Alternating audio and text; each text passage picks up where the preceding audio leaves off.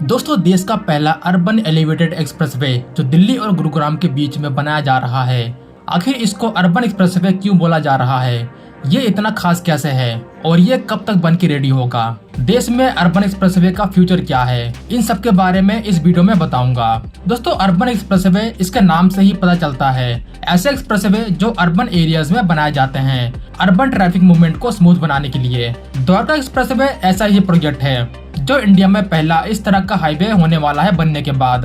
India में अभी तक आपको कोई भी इस तरह का एक्सप्रेसवे देखने को नहीं मिलेगा जो अर्बन एक्सप्रेसवे कहलाने के लायक हो। हाँ, आप मुंबई के ईस्टर्न और वेस्टर्न फ्रीवे को बोल सकते हैं, बट इनको बहुत से लोग एक्सप्रेसवे नहीं मानते। अब ऐसा क्यों है, ये आप इन फोटो से ही अंदाजा लगा सकते हैं। वैसे गवर्नमेंट के हिसाब से इनको एक्सप्रेसवे ही बोला जाता है। वैसे ये एलिवेटेड रोड एक्सेस कंट्रोल्ड है तो इनको एक्सप्रेसवे बोला जा सकता है। शहरों में ऐसे बहुत से रोड्स हाईवे होते हैं जो ट्रैफिक को स्मूथ बनाते हैं, लेकिन कुछ शहर जिनकी आबादी बहुत ज्यादा होती है, 50 लाख से ज्यादा, तो ऐसे शहरों में ट्रैफिक को मैनेज करना आसान नहीं होता। तो जो नॉर्मल रोड्स होते हैं वहाँ पे बहुत सा टाइम वेस्ट करना पड़ता है ट्रैफिक की वजह से, जिसकी वजह से पॉल्यूशन में भी इजाफा होता है और इकोनॉमिक लॉस भी होता है। शहर को मैनेज करना बहुत मुश्किल हो जाता है और इसीलिए शहर का विकास नहीं हो पाता। यही एक कारण होता है शहर के कोलैप्स होने का। शहर को बचाने के लिए, ट्रैफिक के फ्लो को कंटिन्यू रखने के लिए बहुत से अंडरपास एलिवेटेड रोड का निर्माण किया जाता है, जिसको आप एक्सेस कंट्रोल हाईवे बोल सकते हैं। इन हाईवेज पे जाने आने को पूरी तरह से कंट्रोल किया जाता है। जो रोड्स की क्वालिटी होती है वो भी बहुत अच्छी होती है, जिसकी वजह से व्हीकल्स की एवरेज स्पीड भी बढ़ जाती है। इस तरह के अर्बन एक्सप्रेसवेज अमेरिका, चाइना के शहरों में आपको देखने को मिल जाएंगे। मैं आपको मैप से दिखाता हूँ। ये चाइना का एक शहर है बीजिंग, जो कैपिटल सिटी है चाइना की, जैसे इंडिया की है दिल्ली। अगर मैं थोड़ा जूम करूँ तो इस लेवल पे जो आपको ये लाइंस दिख रही होंगी, ये सब एक्सेस कंट्रोल हाईवे है बीजिंग में। किस तरह से इनको बनाया गया है, यहाँ पे ये कुछ हद तक ग्रिड फॉर्म में दिखाई देते हैं। ऑल्सो ये शहर के डिजाइन पे भी डिपेंड करता है। यह है संघाई। आप यहाँ पे भी देख सकते हैं किस तरह से एक्सप्रेसवेज का नेटवर्क बनाया गया है। अगर मैं थोड़ा और जूम करूँ तो आपको वो नॉर्मल रोड्स भी दिखाई देंगे जो एक्सेस कंट्रोल नहीं है, लेकिन इनकी क्वालिटी भी बहुत अच्छी है। वहीं मैं आपको इंडिया ले चलूं तो दिल्ली के ऊपर जूम करने पे अभी आपको ये रिंग रोड दिख रहा होगा, जो पेरिफेरल रिंग रोड है। अगर आप थोड़ा नोटिस करें तो यहाँ इस एक्सप्रेसवे को थोड़ा ज्यादा विजिबल येलो लाइन में शो किया गया है। उसी तरह एक और लाइन यहाँ दिखाई देती है दिल्ली से जयपुर तक। यह है दिल्ली मुंबई एक्सप्रेसवे का पहला सेक्शन। अगर सिटी के अंदर देखें तो यहाँ आपको कुछ एक्सप्रेसवे मिल जाएंगे जो इसके आसपास के सैटेलाइट टाउन से कनेक्ट करते हैं। वैसे मुंबई में भी आप देख सकते हैं। तो बीजिंग और दिल्ली की मैप को देख के आप अंदाजा लगा सकते हैं कि इंडियन शहर अभी कितना पीछे है इंफ्रास्ट्रक्चर के मामले में। द्वारका एक्सप्रेसवे से इसको एक नई पहचान मिलेगी और इस तरह के प्रोजेक्ट आने वाले दिनों में और भी ज्यादा दिखने को मिलेंगे इंडियन शहरों में। जैसे मुंबई में कोस्टल रोड बनाया जा रहा है जो एक्सेस कंट्रोल हाईवे है, यह भी एक अर्बन एक्सप्रेसवे है। तो अब धीरे धीरे अर्बन इंफ्रास्ट्रक्चर की क्वालिटी को इम्प्रूव किया जा रहा है। द्वारका एक्सप्रेसवे कोई आज का प्रोजेक्ट नहीं है। इस हाईवे की प्लानिंग बहुत लंबे समय से हो रही थी। 2006 को इस प्रोजेक्ट की प्लानिंग शुरू हुई थी।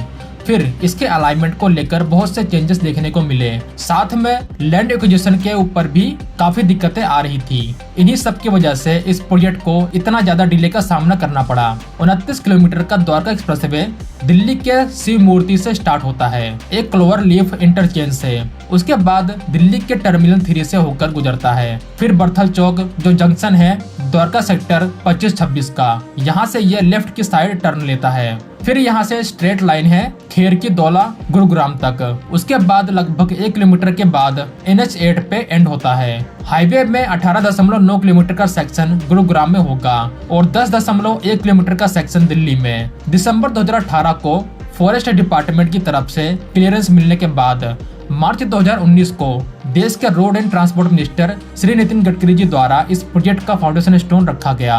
उस टाइम इस प्रोजेक्ट का बजट रखा गया था 9,500 करोड़ रुपए। कहा गया 2023 तक इसका काम को पूरी तरह से कंप्लीट कर लिया जाएगा। प्रोजेक्ट को बिल्ड करने के लिए 5 पैकेजेस में बांटा गया है। पैकेज 1 5.9 किलोमीटर का है, IGI एयरपोर्ट और शिव मूर्ति से बिजवासन रोड अंडर ब्रिज तक। इस सेक्शन को जुलाई 2020 में अप्रूव किया गया दिल्ली गवर्नमेंट द्वारा। तब से इसके ऊपर काम चल रहा है। दूसरा पैकेज है बिस्वासन से दिल्ली हरियाणा बॉर्डर तक 4.2 किलोमीटर का। ये अभी भी अंडर कंस्ट्रक्शन है। यहाँ एक बात नोट करने वाली है, ये पैकेज वही है जो द्वारका सेक्टर 25 के नए एग्जीबिशन सेंटर से कनेक्ट करता है और यहीं पे G20 की मीटिंग होने वाली है। उसके बाद पैकेज 3 10.2 किलोमीटर का है, दिल्ली हरियाणा बॉर्डर से बसाई रेल ओवर ब्रिज तक। इसी पैकेज में 8.5 किलोमीटर का 8 लेन का फ्लाईओवर बनाया जा रहा है सिंगल पियर पे। उसके बाद पैकेज 4 बसाई ROB से खेर के दौला तक होगा 8.8 किलोमीटर का। इस पैकेज के सदर्न एंड में ये पार्ट बन जाएगा सेंट्रल पेरिफेरल रोड का, जहां इसका एंड होने वाला है एक क्लोवर लीफ इंटरचेंज से, जिसका निर्माण किया जा रहा है जिससे ये NH48 से कनेक्ट कर पाए। उसके बाद पैकेज 5 है जो 5 किलोमीटर का होने वाला है। इस पैकेज में एयरपोर्ट के लिए कनेक्टिविटी होगी। यहाँ पे एक टनल का निर्माण किया जाएगा जो T3 से कनेक्ट करेगा। इसमें लेन की संख्या 4 होने वाली है। इस प्रोजेक्ट को 2023 के एंड में ओपन किया जाना था, लेकिन इसमें काफी डिले का सामना करना पड़ा। अब इसकी जो नई डेट आई है कंप्लीट होने की, उसको खुद नितिन गडकरी जी ने बताया है। होप कि इस बार फिर इसकी डेट आगे ना बढ़ाई जाए। वैसे अगर देखा जाए तो पेंडेमिक के बाद भी इसके काम में कुछ खास रुकावट नहीं आई। नितिन गडकरी जी ने अभी हाल ही में इसके काम को चेक किया। उसके बाद इनका कहना था कि देश का पहला 8 लेन का एलिवेटेड अर्बन एक्सप्रेसवे अगले साल अप्रैल 2024 को पूरी तरह से कंप्लीट कर लिया जाएगा। वैसे अगर इस हाईवे के कुछ फीचर्स की बात करें तो यहाँ आपको कुछ शानदार इंटरचेंजेस देखने को मिलेंगे जो अभी तक आपको देश के किसी शहर में देखने को नहीं मिलते थे। ट्रैफिक को मैनेज करने के लिए एडवांस ट्रैफिक मैनेजमेंट सिस्टम का यूज किया जाएगा। CCTV कैमरास को इंस्टॉल किया जाएगा। उसके बाद यहाँ इंटेलिजेंट ट्रांसपोर्ट सिस्टम ITS का भी यूज किया जाएगा। ऐसे प्रोजेक्ट से न सिर्फ ट्रांसपोर्टेशन को इम्प्रूव किया जाता है, बल्कि ऐसे प्रोजेक्ट से इकोनॉमिक फायदे भी बहुत ज्यादा होते हैं। आसपास के एरियाज में इन्वेस्टमेंट आना शुरू हो जाते हैं। जैसे अभी के टाइम 100 से ज्यादा रेजिडेंशियल प्रोजेक्ट अंडर कंस्ट्रक्शन है। यहाँ के फ्यूचर को देखते हुए बहुत से लोग यहाँ इन्वेस्ट करना पसंद कर रहे हैं। ऑलमोस्ट 42,000 से ज्यादा नए रेजिडेंस यहाँ पे आएंगे। यहाँ पे जो प्रोजेक्ट बन रहे हैं उनमें से आधे से ज्यादा अपार्टमेंट्स ऑलरेडी खरीदे जा चुके हैं। इसके अलावा बहुत से ऐसे प्रोजेक्ट हैं जो अभी बनने स्टार्ट भी नहीं हुए हैं। यहाँ जो द्वारका एक्सप्रेसवे का एरिया है उसको गुरुग्राम मानेसर मास्टर प्लान 2031 के अंडर डेवलप किया जा रहा है, जो कि एक लार्जेस्ट कमर्शियल बेल्ट है। और यहाँ ऐसा नहीं है कि सिर्फ रेजिडेंशियल प्रोजेक्ट ही बनाए जा रहे हैं। यहाँ पे हेल्थ केयर से लेकर के एजुकेशन सेक्टर में भी काफी ज्यादा इन्वेस्टमेंट किए जा रहे हैं। वैसे यहाँ ये भी जानना जरूरी है कि ये द्वारका एक्सप्रेसवे एक इंटीग्रल पार्ट है दिल्ली मुंबई इंडस्ट्रियल कॉरिडोर का, तो इससे इसकी इम्पोर्टेंस और ज्यादा बढ़ जाती है। तो ये पूरा एरिया आने वाले 10 सालों में बहुत ज्यादा तरक्की करने वाला है।